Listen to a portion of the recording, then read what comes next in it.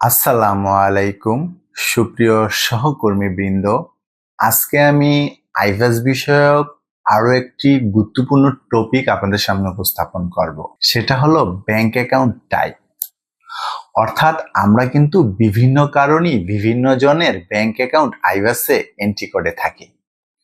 তো এন্ট্রি করার সময় আমাদের সামনে একটা অপশন আছে, সেটা হলো যে ব্যাংক অ্যাকাউন্ট টাইপ, মানে এটা কি কারেন্ট অ্যাকাউন্ট না সেভিংস অ্যাকাউন্ট, এই দুইটা মাত্র টাইপ আইভাসে দিতে হয়।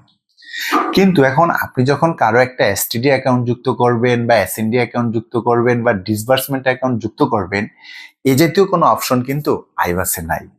এই জন্য আপনারা খেয়াল করবেন, এটা সাপ্লায়ারের হোক, জেনারেল বেনিফিশিয়ারির হোক, ডিডির হোক, অর্গানাইজেশন রিসিপেন্টের হোক, যারই আপনি ব্যাংক অ্যাকাউন্ট আইভাসে এন্ট্রি করবেন, তো সেই ক্ষেত্রে যদি অ্যাকাউন্টে এসটিডি হয় তাহলে আপনি কারেন্ট অ্যাকাউন্ট সিলেক্ট করবেন, এসএনডি হলেও কারেন্ট অ্যাকাউন্ট, ডিসবার্সমেন্ট হলেও কারেন্ট অ্যাকাউন্ট। অর্থাৎ এই তিনটা অ্যাকাউন্ট এক ধরনের কারেন্ট অ্যাকাউন্ট। এই জন্য প্রিয় সহকর্মীবৃন্দ, কোনো সংকোচ না রেখে এই তিন ধরনের অ্যাকাউন্ট যখন আপনারা আইভাসে এন্ট্রি করবেন, আপনারা ওই অ্যাকাউন্ট টাইপে কারেন্ট অ্যাকাউন্টটা সিলেক্ট করবেন।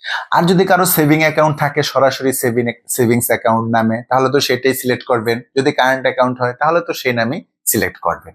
তো এই তিন ধরনের অ্যাকাউন্ট নিয়ে একটু আমাদের কনফিউশন হতো। আশা করি আজকের পর থেকে আর সেই কনফিউশনটা আপনাদের হবে না।